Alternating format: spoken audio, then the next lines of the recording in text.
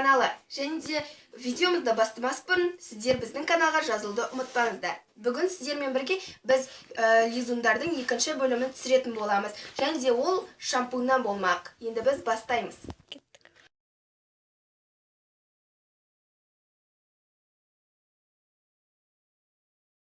Болсақ, бұл пова клей, және де осындай ыдыс керек болады.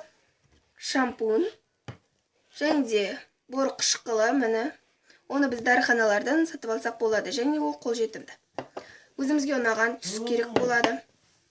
Және ең бірінші біз пова клейімізді өзімізге керек мөлшерді құйып аламыз. Және де біз оған краска қосатын боламыз. Краскамызды құйып аламыз. Ең бірінші. Міне. Және оны жақсылап араластырамыз.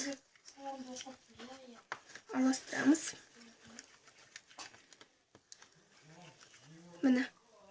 Осындай түс пайда болды. Қызғылт түстес, әдемі түс пайда болды. Және де оған шампуны қосамыз. Шампунды кішкене қосамыз. Міне, осы қосқанымыз жетеді. Сіздер өздеріңіз қалаған шампунды алсаңыздар болады. Міне. Және жақсылап араластырамыз. Міне мен жақсылап араластырдым, шампунмен араластырдым. Енді біз оған бор қышқылын қосатын боламыз. Бор қышқылы бізге кішкене ғана керек болады. Міне.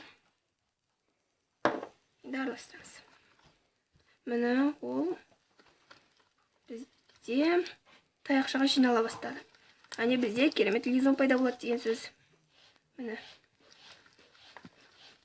Бірақ біздің лизунымыз керемет болып жатыр.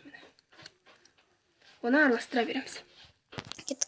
Міне мен осыны бор қышқылымен араластырып болдым. Енді бізге міне пакет керек болады. Яғни пакетке біз болашақ лизунымызды салатын боламыз.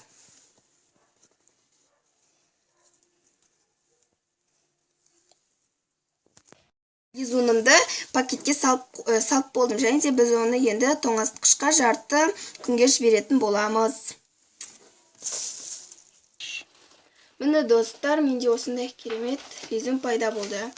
Яғни бұл лизун бізде шампуннан болатын. Ал менің алдыңғы видеомды көрсеңіздер, ол шампуннан емес, яғни қарапайым пова клейде жасалған еді.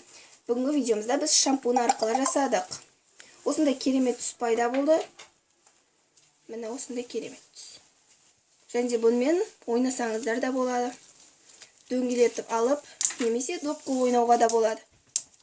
Және оны бұндай арнайы қалыпқа саламыз. Яғни біздің лизунымыз қатып қалмау үшін.